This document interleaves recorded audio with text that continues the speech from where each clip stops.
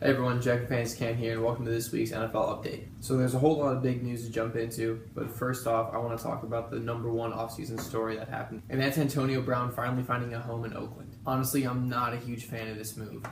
I don't really love it from a fantasy perspective because of how little Antonio Brown is going to have an effect on all the other Raiders players. If the Raiders don't get Jared Cook back, then there's a good chance that Antonio Brown's going to be the only weapon really in that system.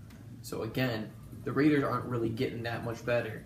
Antonio Brown is still a guy who's going to be solid for him, but they still don't really have the pieces around him to make anything work. He's still going to be a solid fantasy wide receiver, but he's not going to make anyone else around him better besides Derek Carr. And I'm not even expecting Big Ben type numbers from him. He might be able to do something now that he has a really great target, but I'm not expecting anything too crazy until they get him more pieces. So overall, yeah, the AB move just doesn't really excite me. Something that did happen recently that excites the hell out of me is Odell Beckham Jr. going to the Browns. Still doesn't really seem right to see Odell in a Browns jersey. You can make an argument that this makes every single player who's fantasy relevant on their respective teams better.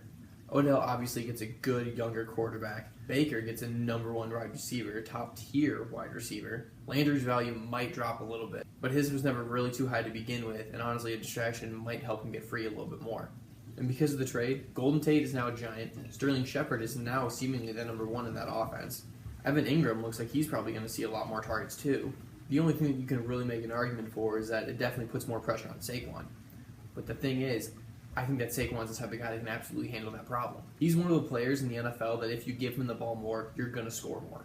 He's an absolute beast, and I'm expecting him to honestly improve upon last year. He also has something to prove with Le'Veon Bell coming to the Jets. Now we got two top-tier running backs in the same city, and we got to see which one's going to edge it out. But with Le'Veon, though, I'm not a huge fan of it.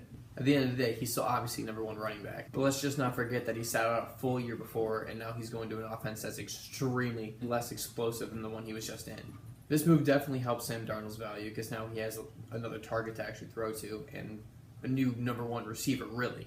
But outside of Darnold, I don't really see a way that Le'Veon positively affects the Jets' offense. Don't jump on the Le'Veon Bell train right away. You still got to prove something to you first. Alright guys, thank you so much for watching. Please remember to like, subscribe, comment, share this video with your friends if they need any fantasy advice. Have a great day.